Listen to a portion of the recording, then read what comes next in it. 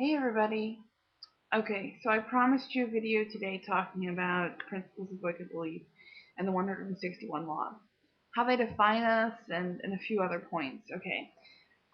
First of all, I do not follow the 161 laws, and a lot of people, especially traditionalist Wiccans, disagree with that and say that if you don't follow those rules of conduct, that you're not a Wiccan.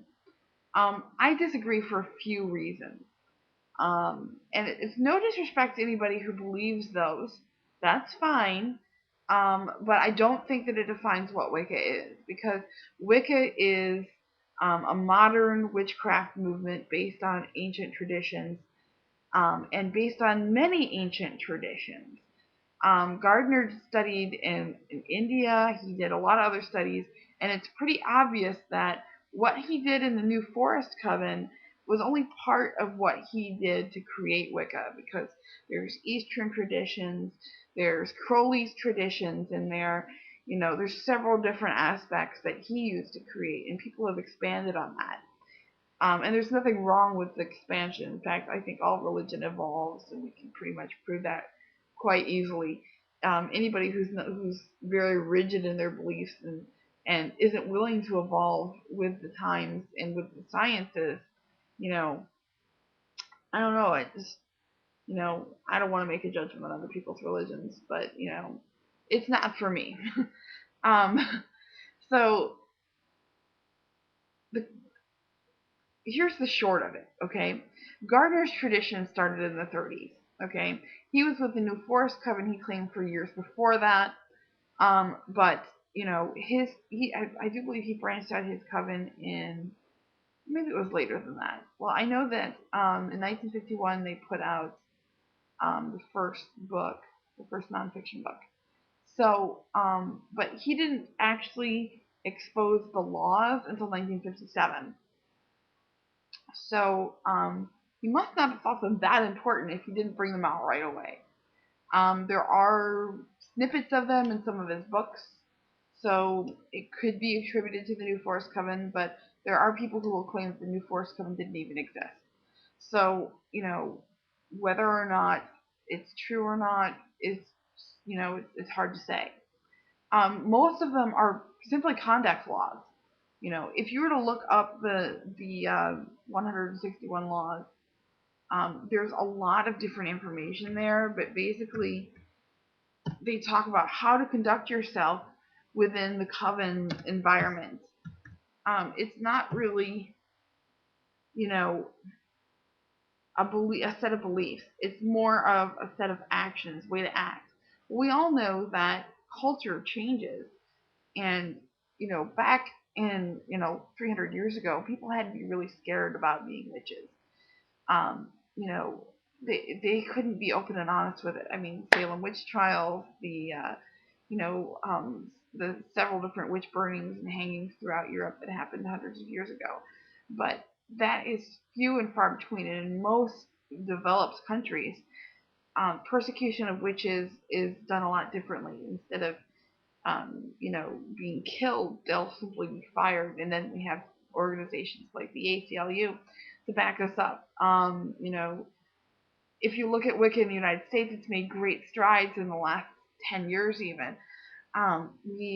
Last year we finally got the pentacle approved as a symbol that Wiccans can use on headstones, which is great. Um, and I think that as a witchcraft community, as part of the witchcraft community, Wicca has made great strides in making sure that we don't have to be scared anymore. Therefore, the 161 laws, I see them as kind of moot, because they are conduct laws. Some of them are still relevant and stuff like that when it comes to, how covens should interact and stuff like that. For the most part, though, they're pretty outdated. And like I said, religion should evolve with the sciences. So we know things that we didn't know before, about science, about how we should, what beliefs are valid and which ones aren't, what, and kind of weeding out superstitions and stuff like that within the faith. So what I think better defines what Wicca is the 13 principles of Wiccan belief. And not everybody agrees with me, but I think it defines quite well what Wicca is.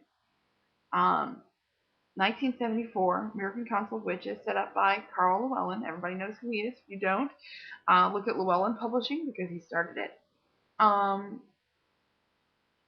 Almost all religions have some kind of statement of belief. This is ours. It's vague and up to interpretation, and that's great because, it's pretty non-dogmatic. But basically what it does is it assesses, what it is that your average Wiccan will believe. And people will deviate from it a little bit, but I think that if you follow the 13 principles of Wiccan belief um, in, at least the vaguest fashion, that you can call yourself a Wiccan, and that, the label would fit in that specific instance. And obviously there are people who follow the 13 principles who don't consider themselves Wiccan, and that's okay too. Um, but then they'll probably get confused with Wiccans and things like that. And there's other people who say, well, people had the same exact beliefs before that belonged to family trads and stuff like that, and they don't consider themselves Wiccans. And that's fine. This is just what defines what the Wiccan community considers themselves. And I'm going to go through each one of them again and talk about perspectives and maybe do a few videos and elaborate on some of the things that I didn't elaborate on before in my useful indiscretions of quick YouTube videos that only took 3 minutes. But anyway, I love other people's perspectives too. Obviously, please be respectful. I try my best to be respectful to everybody. If I have a problem with somebody, I'll tell them I have a problem with them, but I do try hard to be respectful, and I expect that of other people too. And that's about it. Alright, well, look for those videos, okay?